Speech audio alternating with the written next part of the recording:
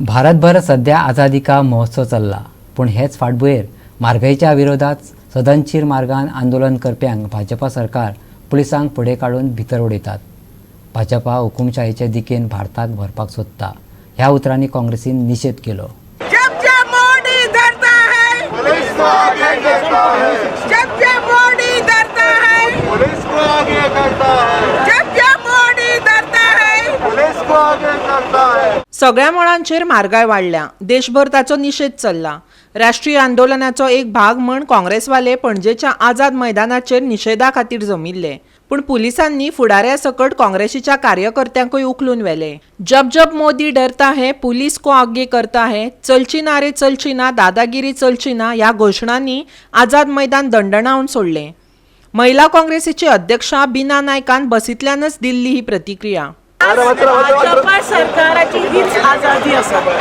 सगळ्या लोकांक, देशाच्या सगळ्या लोकांक शाळेत शिकयता की आम्ही डेमोक्रेसीत रावता, पण ही पळय जो तेंच्या विरोधात आवाज काढता तांकां ते अशे पोलीस व्हॅना घालता आणि पोलीस कोठडीत दवरतात। हीच का आझादी, हीच का देशसेवा, हेच का तेंचे is this a democracy? We cannot even raise our voice when we have the freedom to speak. Is this a democracy? You are trying to shut our voice, and this we will not tolerate. आज म्हारगाय खंयच्या खंय पावलेली आसा। आमकांच न्ही, पोलिसांक सुद्धा म्हारगायेचो त्रास जाता।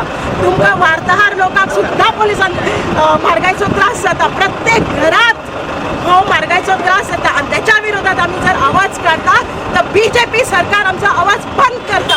ह्याचोच अर्थ कितें? डिक्टेटरशाही, तानाशाही भाजपा सरकारची फक्त चल्ला ती चल्ला तानाशाही।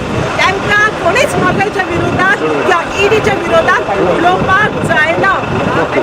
आंदोलन चेपून उडोवपाचे घडणुकेचेर काँग्रेसीचो हळडणचो आमदार कार्लोस आल्वारीस फेरेराय व्यक्त जालो। अच्छे दिनाचे उतर मोदीन दिल्ले, पण गरज आसा थंय पैसे मोडचे बदला नाका थंय सरकार उधळपट्टी करत सुटला। मोदीक दुसरो टर्म मेळ्ळा, पण अच्छे दिन हाडपाक जमले ना। ऐकात कार्लोस आल्वारीस फेरेराक। The country is suffering, and it's a very sad situation. While you are spending money on wrong priorities, you should spend money on the common man. The common man is suffering. You promised Achhe Din, you got a second term, and people are suffering worse to worse. The GST now has been increased on daily items of the common man.